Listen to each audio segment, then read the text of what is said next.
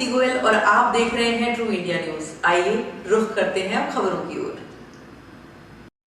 चुनावों की चर्चा के दौरान ही पंडित घनश्याम जी द्विवेदी हमारे साथ हैं।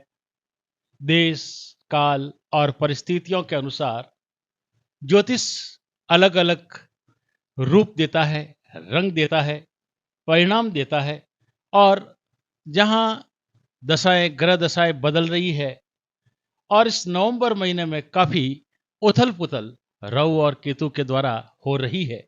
ऐसी ही बातों के साथ हम जानना चाहेंगे इस बार राजस्थान के अंदर सरकार किन की होगी, सीटों की स्थिति क्या होगी और खासतौर से हम ये भी जानना चाहेंगे कि हमारे जोधपुर जिले की 10 सीटों की स्थितियों में भी क्या देखने को मिलेगा। अच्छा सवाल पूछा है आपने। वाकई में देश काल के हिसाब से भी देखें तो पूरे विश्व के अंदर भी त्राही त्राही मची हुई है। उसका जिम्मेदार राहु ही है। पहले राहु गुरु का चंडाल योग था जिसने सबको त्रस्त किया। अब मुख्य बिंदु पर आते हैं राजनीति जो अभी राजस्थान में चल रही है। राहु ने अभी राशि परिवर्तन किया है 1 नवंबर के आसपास। कई पंचांगों में 30 अक्टूबर भी है, उसको फर्क नहीं पड़ता है। इसमें 1 महीने तक उसको पॉजिटिव होने में या उसको फल देने में टाइम लगता है जब तक राहु रहेगा पूर्ण अस्थिर। और उसी दरमियान राजस्थान में इलेक्शन है। राजस्थान तो क्या, राजस्थान, छत्तीसगढ़, एमपी और तेलंगाना जो भी है सब इलेक्शन इन दिनों में है। वो सारे इलेक्शन राजनीतिक अस्थिरता से प्रेरित रहेंगे।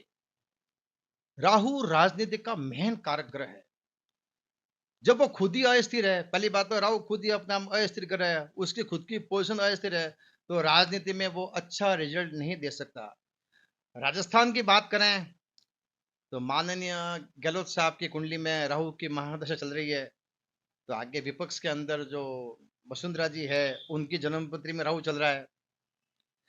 तो दोनों को राहु टक्कर देगा तो निश्चित रूप से टक्कर कांटे की होगी। उसके अंदर भी गहलोत जी की जन्मपत्री में भी शनि की चल रही है पनौती।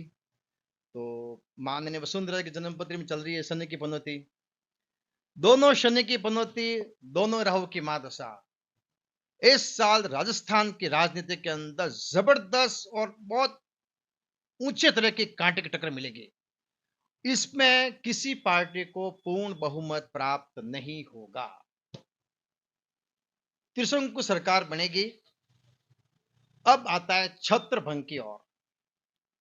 तो 17-18 नवंबर के बाद में सूर्य अपनी राशि को बदलेगा तो गोचर के अंदर शनि की दृष्टि सूर्य पर हो जाएगी। इसे कहते हैं छत्रभंग योग। तो गहलोत सरकार अपनी कुर्सी को बचा नहीं पाएंगे।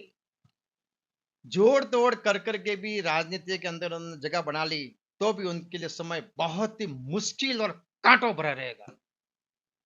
संघर्ष दोनों ही पार्टी को मिलेगा। सरकार बीजेपी की बनेगी तो उसको भी संघर्ष का सामना तो उसको करना पड़ेगा।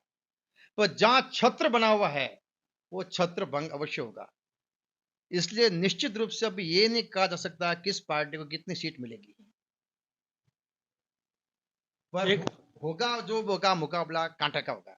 एक और बात कि तारीख पहले 23 तारीख आई थी और अब 25 हो गई।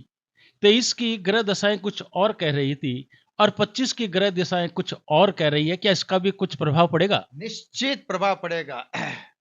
यही तो प्रभाव है कि 25 तारीख को केतु का नक्षत्र रहेगा, फिर अस्थिरता।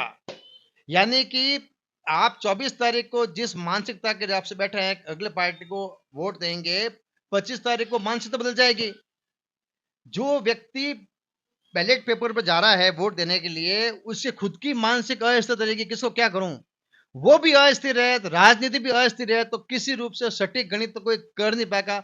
बड़े बड़े ज्योतिषी की बात तो अलग है, बड़े बड़े राजनीतिक विश्लेषण वाले हैं ना, जो एग्जिट पोल करते हैं, वो भी सटीक अनुमान लगाने में समर्थ नहीं रहेंगे।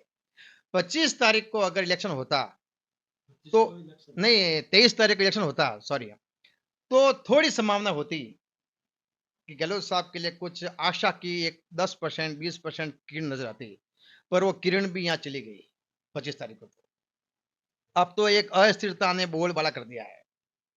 तो ये क्या होता है कि मतलब इस समय की राजनीति का इतना रोचक तथ्य है कि केवल राजस्थान पर आप फोकस मत होइए, गोचर की गणना तो पूरे छत्तीसगढ़, एमपी, तेलंगाना या जहां के भी उपचुनाव हैं, राजस्थान शामिल, परिवर्तन नहीं भी हुआ है तो उसको बहुत कड़ा संघर्ष करना पड़ेगा।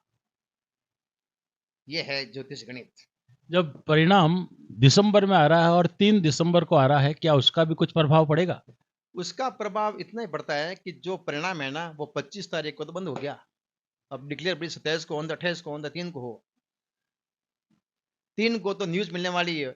अब 3 तारीख की भी गोचर की गणना करें तो 3 दिसंबर के अंदर भी अगर आप देखो तो भी आपके चंद्रमा की स्थिति तो वहां पर खैर रहेगी तो बुध की स्थिति, लेकिन फिर भी कर्क राशि का चंद्रमा जो है वो क्या है कि राजनीतिक परिवेश के अंदर भी एक अपनी महत्वता लगाता है कि राहु चलेगा मीन राशि पर, कर्क के चंद्रमा पूर्ण दृष्टि रहेगी, यानी उसका त्रिकोण रहेगा, संबंध रहेगा। वहां पर भी कईयों के चेहरे मुरझाएंगे। जिन्होंने सोचा कि मेरी जीत पक्की है वो पीछे रह गया, जिन्होंने सोचा शायद मैं मुकाबला कर पाऊंगा वो अचानक आगे निकल गया। ये राहु का रिजल्ट है।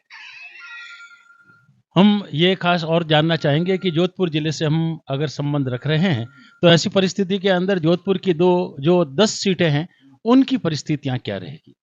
उनकी परिस्थितियों में हमने एक एक सीट का आकलन किया है। वैसे तो 10 में से करीब करीब 6 सीट बीजेपी खाते में आ सकती है।